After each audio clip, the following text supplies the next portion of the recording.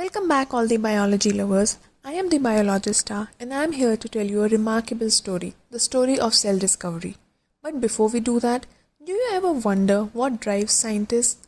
They are nothing but the grown-up versions of the most mischievous toddlers you may have ever seen, wandering around in the house, exploring every dirty corner, attempting to lift objects far too heavy, climbing and jumping on the faintest chairs. They are just curious. A child is very new to their home and surroundings, let alone the world itself.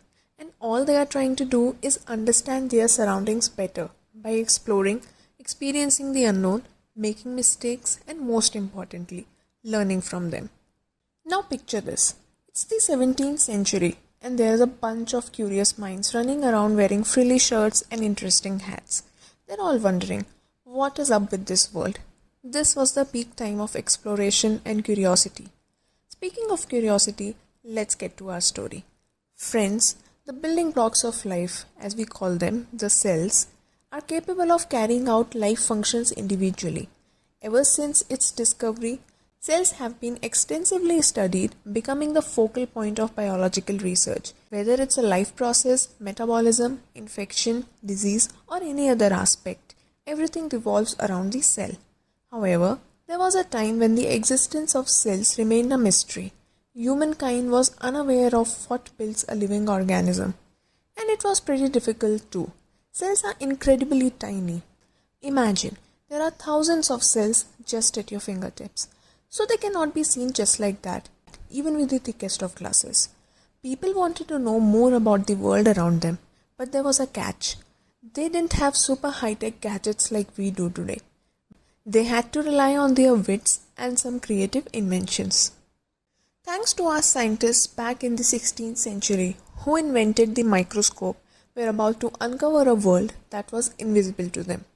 Let's dive into the remarkable tale of a British physicist, architect, and a mathematician, truly an all-rounder in the realm of science. He had a particular fondness for microscopes, and in one of his quests, he set out to study various objects under the microscope. One day, he placed a simple piece of cork under his microscope lens, not knowing what he was about to discover. How random. The year was 1665 and the scientist was Robert Hooke. When the man examined the cork under the microscope, he explained it as a porous matrix with tiny openings, a structure like a honeycomb. He said those small compartments simply reminded him of the cells in a monastery where monks live. Interestingly, this is precisely why these fundamental units of life are called cells. Robert Hooke published all his findings and the design of the microscope in a book called Micrographia. It features illustrations of various objects and organisms as seen through the microscope, including insects, plants, and even his own hair. And that's how the world got to know about cells, through Micrographia. But guess what? The story doesn't stop there. Cells were discovered, but there was still a lot to unravel about them. Hooke's observations were a fantastic start as he examined the cork cells under the microscope, which happened to be lifeless and originated from a plant source. However, live cells remained a mystery. Came a microscope expert, Anton van Leeuwenhoek, in the year 1674. Leeuwenhoek crafted microscopes even more powerful and examined pond water. And guess what? He spotted living, moving cells. They were protozoa. At that time, he called them animalcules. Leeuwenhoek did not stop there.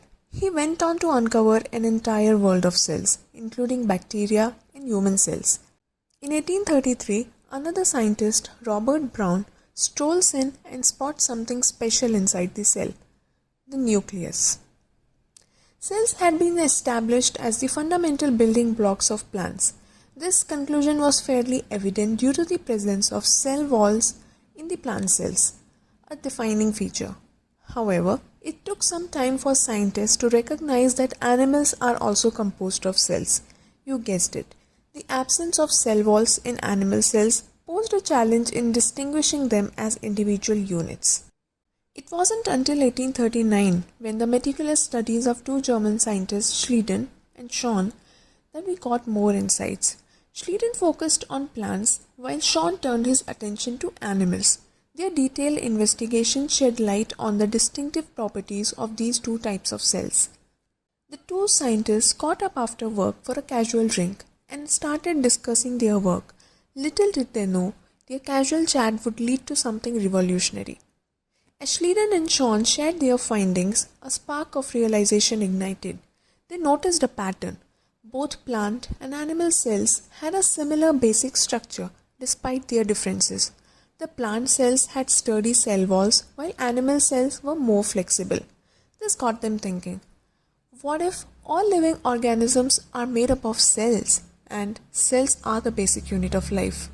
And just like that, the cell theory was born, right there in that casual conversation. But science is ever evolving, and this was just the beginning. A new name enters the story in 1855, Rudolf Virchow, and unfolds a new dimension. In the midst of his observations, Virchow had a groundbreaking realization, the concept of cell division. This new idea changed the way scientists thought about how cells work in living things. Building upon the foundation laid by Schleiden and Sean, Virchow's insights became the cornerstone of the modern cell theory. And there you have it, amazing adventures, the epic journey of cell discovery. Fast forward to the present, where scientists are exploring cells with super duper high-tech gadgets. They're peeking into the cell structure and DNA formulation and everything in between. If you enjoyed this adventure into the microscopic world, don't forget to give this video a thumbs up and hit the subscribe button for more explorations.